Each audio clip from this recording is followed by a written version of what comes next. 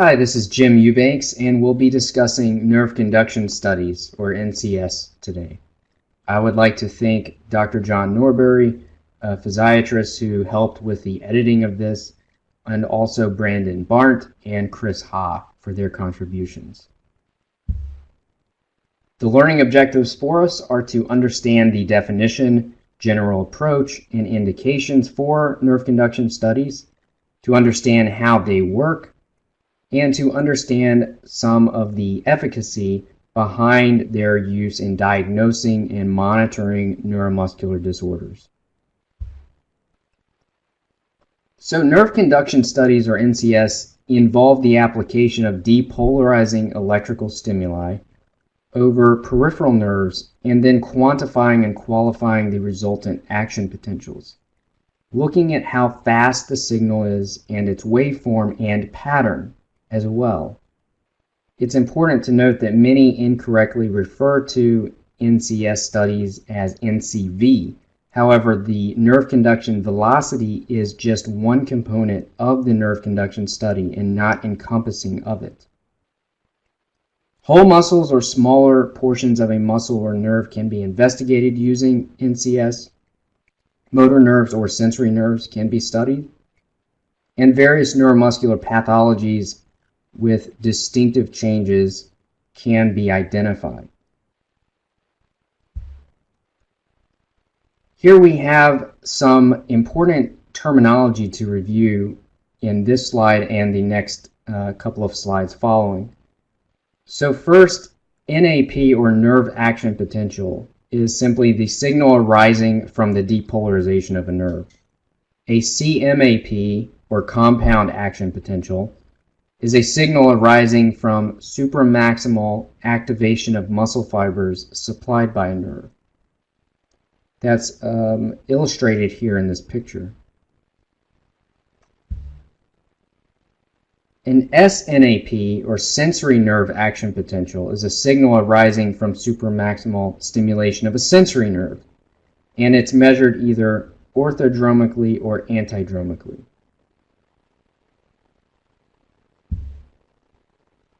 Dromically implies a distal sensory nerve stimulation with measurement proximally. Antidromically indicates a proximal sensory nerve stimulation with measurement distally. The M wave is an early anterograde motor nerve signal. An F wave is a resultant late motor response arising from a proximally propagating impulse, which leads to a backfiring of about 2% of axons stimulated by the impulse, and it reflects the speed of conduction. The H reflex is a true reflex used to evaluate, for example, radiculopathy. It diminishes as M waves increase. The indications for a nerve conduction study include the evaluation of neuromuscular function, often alongside EMG. This is needle EMG. It's used to diagnose peripheral neuropathies as well as differentiate between axonal damage and demyelination. It can help us differentiate general or diffuse from local neuropathies, as well as mononeuropathies from polyneuropathies. And it can provide some prognostic information. When we're considering the clinical diagnosis of neuropathies, there are specific features that we can look for of the pathologies themselves.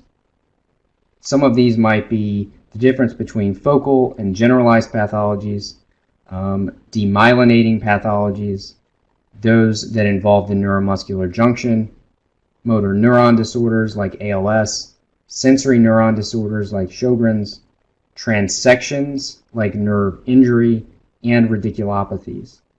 So ulnar neuropathy and peroneal neuropathy would be examples of focal neuropathies, whereas Guillain-Barré syndrome would be a more generalized neuropathy. Diabetic neuropathy, demyelinating problem will also be generalized, whereas carpal tunnel syndrome is focal. Sabrina Paganini and Anthony Amato stated that with routine nerve conduction studies, we expect sensory nerve conduction studies to be normal in myopathies unless there is a coexistent neuropathy. Motor nerve conduction studies are generally normal here because the routine motor nerve conduction studies assess distal muscles that are often preserved in most myopathic processes. Exceptions in this respect are distal myopathies, which preferentially affect distal muscles, the myopathy of intensive care, which is often generalized and may be associated with a polyneuropathy, or severe cases of myopathies that start proximally but then extend to involve distal muscles in the end stage. So the point here is that pathologies can appear in many different forms, and we have to consider this while we're obtaining information from nerve conduction studies when we're trying to identify what the nature of the pathology actually is. Contraindications are very few. Unlike the needle EMG, this does not involve puncturing of the skin. There are very few, so cardiac pacemakers can pose an issue if stimulation is close to the chest wall, but this would usually involve a conversation with cardiology.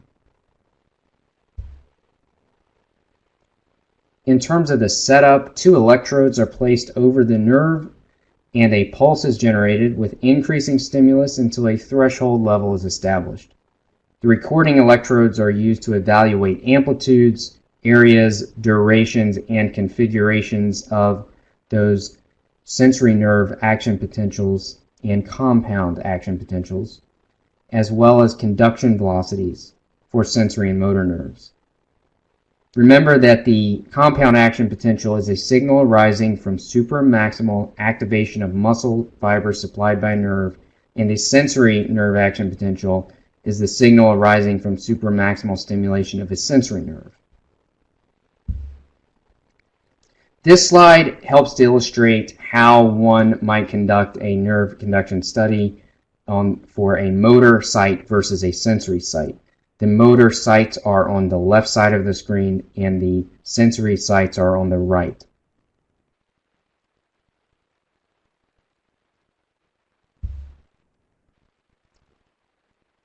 In terms of the procedure, if there's a damaged nerve, the conduction, of course, will be slower and weaker than expected.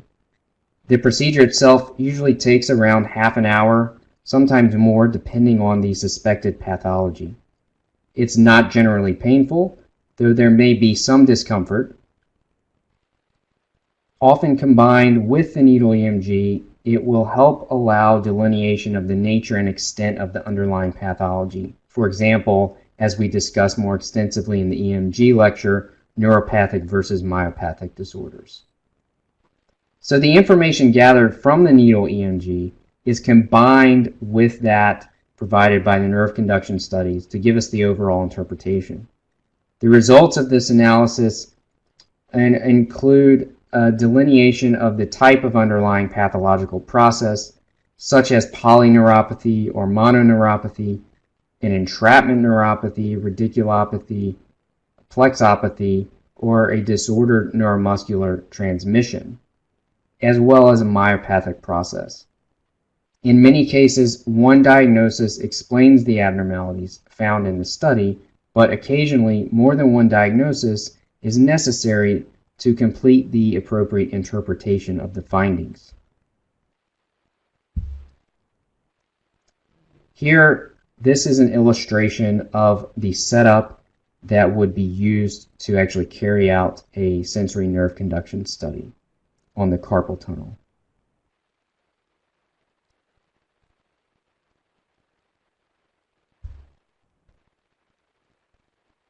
When we consider the utility of this study, we do know that patients with generalized peripheral neuropathies, composite scores incorporating velocities, distal latencies, and F waves of individual or multiple nerves are more sensitive than those looking at just individual nerve conduction studies. This would be for the case of neuropathy. So remember that the F wave is a resultant late motor response arising from a proximally propagating impulse. This is used to evaluate proximal demyelination and includes disorders like radiculopathy when the F wave and H reflexes are present, as well as Guillain-Barré and CIDP, or chronic inflammatory demyelinating polyneuropathy.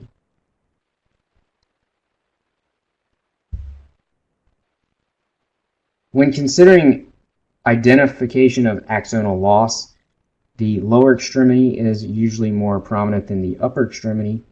Distal is more prominent than proximal, and sensory more so than motor. When a patient has a neuropathy, it usually shows on nerve conduction studies with the following features in the lower extremity more so than the upper extremity, that is, low amplitudes and loss of a sensory response.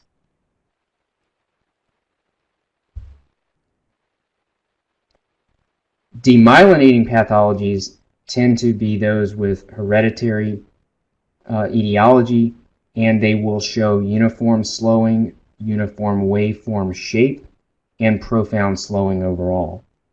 Acquired diseases that are demyelinating in nature are non-uniform. They demonstrate temporal dispersion, and some nerves are affected more than others. Temporal dispersion is a distal or proximal CMAP that is prolonged, or a prolonged CMAP proximal compared to distal. This is one of the electrophysiologic hallmarks of demyelination.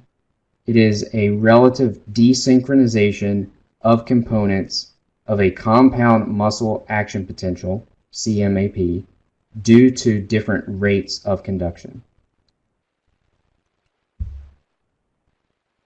This chart shows some of the differing features between diseases with axonal loss versus those with demyelination.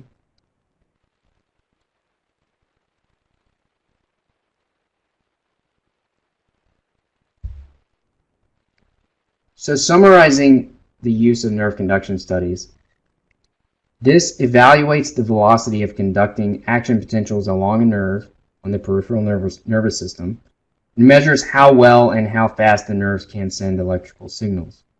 It can help us evaluate motor or sensory nerves, those that are large diameter and myelinated. It's used to evaluate damage to peripheral nerves and can assist us with some prognostic information. And again, it's non-invasive. There's no needle like there is with the needle EMG. NCS is done ultimately to find damage to the peripheral nervous system, which includes all the nerves that lead away from the brain and spinal cord and the smaller nerves that branch from those nerves. This test is often used to help find nerve problems such as carpal tunnel syndrome or those in Guillain-Barré. Hopefully this lecture has allowed you to understand the basic definition of nerve conduction study and its general approach and indications, to start to understand how this procedure works, and to understand the efficacy of nerve conduction studies in diagnosing and monitoring for neuromuscular disorders.